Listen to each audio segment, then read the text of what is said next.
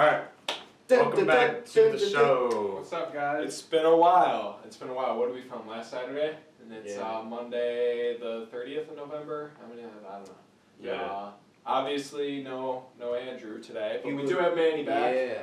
Manny's back, everyone. Give him a round of applause. Yeah. We miss Andrew, though. We The Bears got killed, and Yeah. You feel better, Andrew? What? Yeah, his stomach was a little upset from the Bears loss. Yeah. You know, I told him not to get too excited. He got excited. He said they still have a chance, big guy, and I was like, no, they don't have a chance, big guy, and you know they got down by 30, so we still got a chance. Yeah, so basically that's what's going on with Andrew, but we got a big show, lots of things to talk about today, and we'll see how it goes. So actually, there's no Kev's Corner this week because Kev's Corner has just been dismal. It gets the least amount of views. No one really watches it.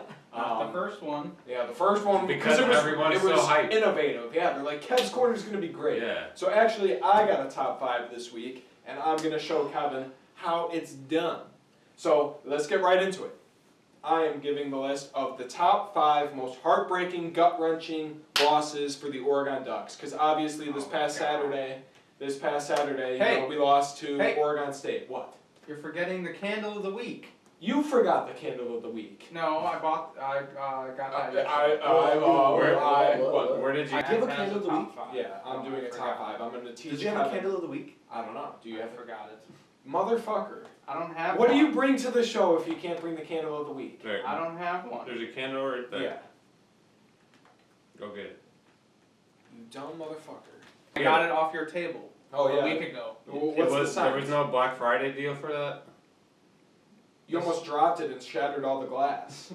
I did not know this was 2 parts. But What's it smell like? What's the deal? so Look how small this thing is. before we brought it out, I realized that it smells like Old Man. What's it smell like? Ben Be louder. Gay. Be louder. It smells like Ben Gay. What's that thing? And I have no idea what the scent is. Apparently, we'll just call it Ben Gay. It still smells better than your candles.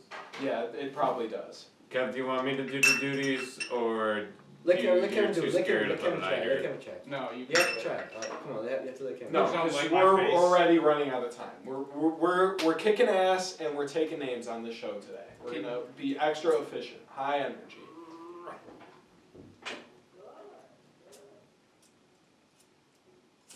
By the way, Aaron Rodgers is the focal point of our show today. That is why he is in the middle. It's easier to hold it up so then the flame won't burn your finger. Because when you turn it on the side, the flame's gonna rise. After taking the MVP lead of the NFL season. Mm-hmm. It's probably such an old candle that it's not gonna light the wick, so you're gonna have to hold it. There we go. Okay, cool. Alright, so like I was saying before I was rudely interrupted by Kevin, who Don't forgot his cover own it. freaking It candle. has a. It has, yeah, there. That's what it looks like. It's beautiful. It's elegant. You know, that's how we do things like in our I'm- house. Not you. You bring caramel toffee and, you know, you frickin' I feel like this is the stink up our Titanic. house.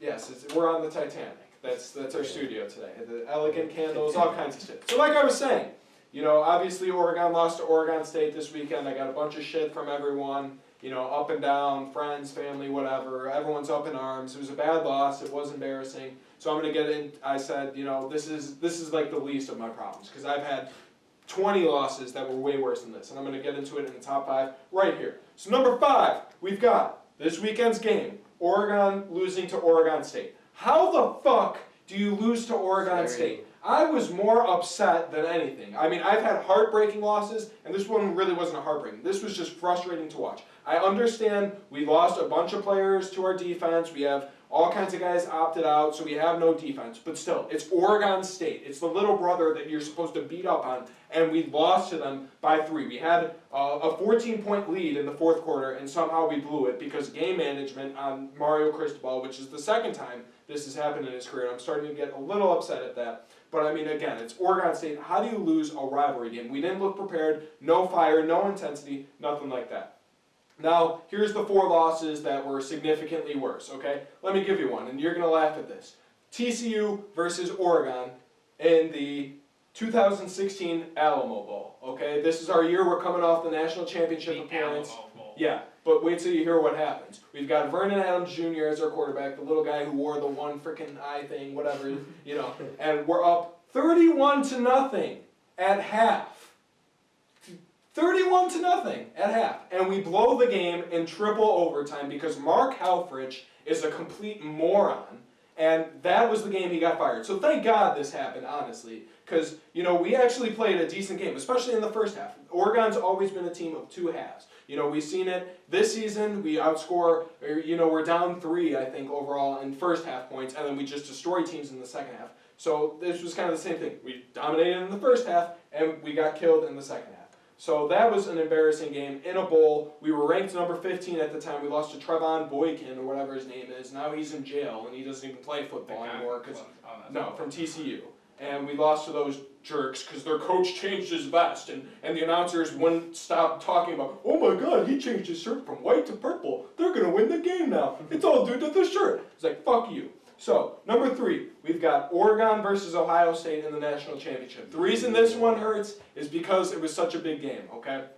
As I said on the group text, we were missing 3 key players. We were missing Darren Carrington, who was a receiver who was suspended for marijuana possession, which is ironic because Oregon now legalizes crack. So, within 3 years, they've completely switched their ideals on drugs. Evidently, we had Devin Allen, who went down in the Rose Bowl with a terrible ACL injury. He's not even a football player. He's a sprinter, and it wrecked his sprinting career, so that was horrible. And then we lost some corner on the defense. I don't even remember his name, but he was a big player. So we score. I missed the first possession because we were at some sort of baseball meeting. We run down the field. We just destroy them 8-0 right off the bat. I come in 8-0. Like, holy crap! That's our offense. That's our team. And it went down from there. Ohio State turned the ball over 4 times, and we still lost by freaking 22. So that was embarrassing. Because the quarterback that makes every team win a game, even though he doesn't play every game, did not play well. Heisman 24 for 37 for 333 yards and 3 touchdowns. Didn't he have 3 picks? 1 interception, and that was at the end of the first half, trying to score, which is the smartest thing to do. If you throw an interception right before the half, that's good. You're being aggressive. You've got nothing to lose. They didn't return it for a pick 6. You've got nothing to lose. You win for a shot. Whatever. He was the Heisman that year. Yeah, he won the Heisman Trophy. So what? Do you think that stat line's bad over there? Frickin' orange, green, frickin' red, black motherfucker. Yeah, Green Bay, White Sox, and Did Zeke play that game? Blackhawks. Zeke, yeah, he just destroyed us. Yeah, we had no defense. That was the problem. That should be number 1. Now these teams actually have a defense. These Oregon teams. That's why yesterday, like I said, we had a bunch of opt-outs. So then we've got number 2, Oregon versus Stanford in 2018. It was week 4, opening conference play. It was the year coming off that this was the year we started to turn around. It was Herbert's junior year, and it was just such a crazy game. The game went into overtime. I've got sort of a play-by-play going on what happens. It was, like I said, a super hyped game at home. We were number 15 in the country, trying to get some momentum. We had trouble snapping the ball all day, and it was making me furious because we were switching around our offensive linemen. So then, late in the third quarter, we jumped out to an early lead. We were up 14-0 again early. And then we go late in the third quarter. We run an end-around play, which, shows the offensive genius of Mario Cristobal. Jalen Redd gets into the end zone, kicks the pylon, and they call it out of bounds, and they called it a dead play, not a touchdown. His foot literally hit the inside of the pylon. They call it not a touchdown. I'm like, okay, we're at the 1 yard line. We're going to score on the next play anyway. But, like I said, we had trouble snapping the ball all day. Herbert had to dive on the ball 3 times already. Late in the third quarter, we're up 21-7 at this point, or we're up 2 scores, and the next snap goes over Herbert's head, and they return it 99 yards down the field, and I knew the game was over at that point because we can't snap the ball. Then, next play over Herbert, the scoop and score 92 yards, 2:53 left in the third when we were up 24-7. And then Bryce Love makes it 21-24. 4 minutes left, and Herbert makes the play of the game. Okay, he makes the freaking play of the game. It's a 4th and 1. He rolls out, pump fakes the guy, looks like he's gonna tuck it, jumps and throws a touchdown. I'm like, that's it. We needed a big play like that. We got it. And then Mario Cristobal, again, terrible game management. This was the first instance I got mad. We literally could have taken a knee and won the game. They were out of timeouts. It was 2nd down, and there was 1 minute, 23 seconds. And he wanted a 1st down for some reason. And the sophomore, C.J. Burdell, who's a beast, who got injured in our Oregon State game, which is a big reason why we lost as well. But he fumbles the ball, and we give it right back to them. They kick a field goal, we go into overtime, and they beat us in overtime.